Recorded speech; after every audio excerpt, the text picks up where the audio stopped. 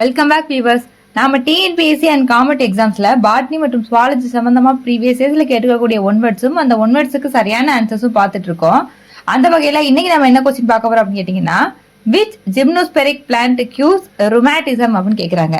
ருமேட்டிசம்னா என்னன்னு உங்களுக்கு தெரியுமான்னு எனக்கு தெரியல. ருமேட்டிசம்னா என்ன அப்படின்னு கேட்டீங்கன்னா, a general term for a group of disorder that cause inflammation in connective tissues, particularly the joints and muscles. அதாவது நம்ம உடல்ல இருக்கக்கூடிய கனெக்டிவ் டிஷ்யூஸ், அதாவது ஜாயிண்ட் மசில்ஸ்ல இருக்கக்கூடிய வீக்கம் சார்ந்த வலியும், அதாவது வாத நோய் அந்த மாதிரி சொல்லுவோம்ல, இதுதான் நம்ம ருமேட்டிசம் அப்படின்னு சொல்றோம்.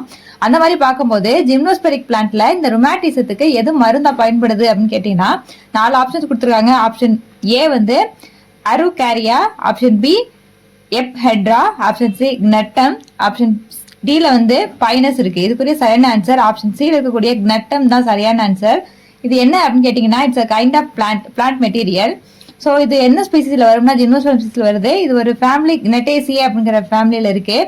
எவர்கிரீன்ஸ் ட்ரீ, அதாவது ஸ்ட்ரப் அப்படின்னு சொல்றாங்க. அதாவது ஜிம்னோஸ்பெரிக்ல இது என்ன செய்யணும்னா, இது வெசல் எலிமெண்ட்ஸ் இன் சைலம் அப்படின்னு சொல்றாங்களே, இந்த வெசல் எலிமெண்ட்ஸ் இன் சைலம் தான் நமக்கு ஒரு மேஜரான மெடிசனா இந்த ருமேட்டிசத்துல பயன்படுது அப்படின்னு சொல்றாங்க. ஓகேவா?